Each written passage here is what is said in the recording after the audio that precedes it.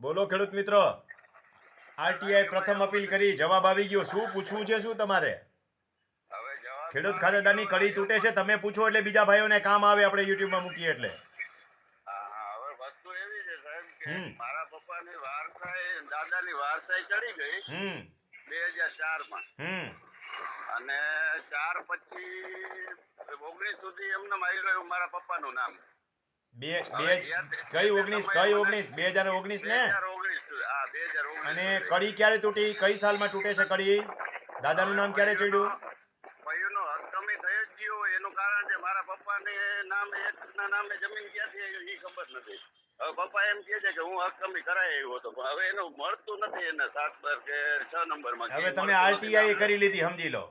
હા તે અને હું ખુદ જોઈ આવ્યો ચોપડા એના મેન્યુઅલ. બસ, તો નથી મળતું તો નથી મળતું. ઘણી વાર એવું બને કે પપ્પાને એવું યાદ હોય, વાસ્તવમાં એન્ટ્રી ન પડી હોય એવું બને, સમજ્યા?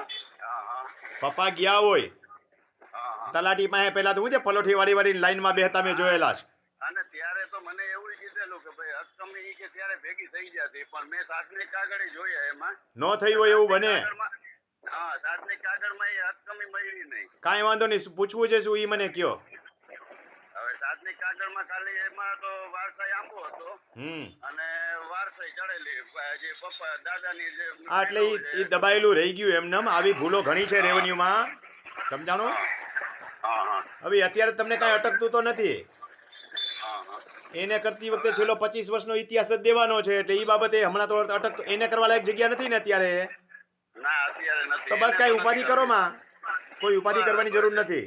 ભાઈ એમાં એવું છે મારી જે હક કમી કરાવી ને ત્યારે આ લોકો એવું કીધું હતું કે તમારે પપ્પાની વારસાઈ તો ચડી ગઈ છે પણ આ મળતું નથી એના લીધે ઈ કે હક કમી ના થાય. પણ જે તે સમયે એ લોકોએ કરી દીધું, પ્રમાણિત નોંધ કરી દીધી. ના કરી હોત તો પછી મારા છોકરાને આ વસ્તુનો પ્રોબ્લેમ આવે ને ભાઈ. એટલે તમે રેવન્યુમાં આવા લોચા જાજા છે. પેલા તમે તાલીમ કેમ્પમાં આવી ગયા છો કે નથી આવ્યા? આવી ગયો તો હું પેલા જ તાલી કેમ્પમાં હતો, પેલાની બીજામાં હતો હું. હવે હજી શીખવા હોય તો ગમે એટલી વખત આવજો. હવે તો લોટ ઓફ ડિસ્કાઉન્ટ આપું છું, ખબર છે ને? હા એ તો ખબર છે. શીખો, આ શીખવા જેવો જ વિષય છે, સમજી લ્યો.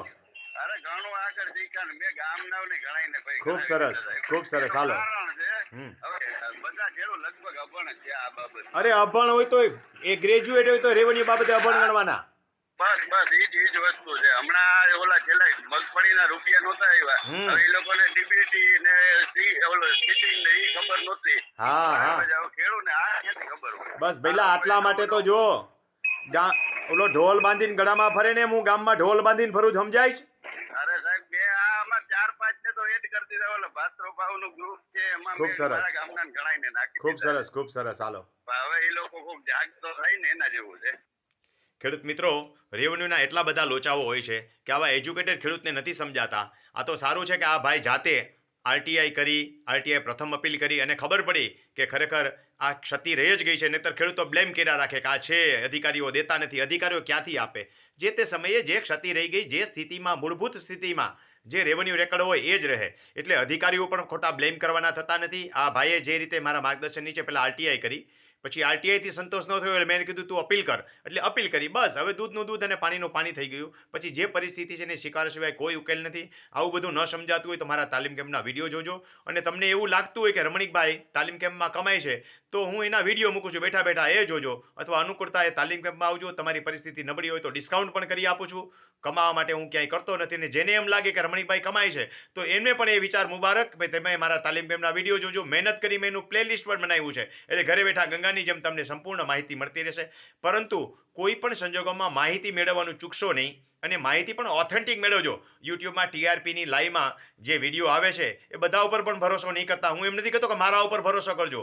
4-5 વસ્તુ ગઈને ગાણજો એટલે ઓટોમેટિક તમને ખબર પડી જશે કે ઓથેન્ટિક શું છે, ભરોસાપાત્ર શું છે, સ્વાર્થી કોણ છે અને નિસ્વાર્થ ભાવે કોણ માહિતી આપે છે. બસ આવું બધું જાગતા રહેશો તો તમને કોઈ છેતરી નહીં શકે અને જ્ઞાનથી પણ અભાવ નહીં રહે આવ અને સુખી થશો. એવી અભેસા સાથે આ વાત મારી પૂરી કરું છું.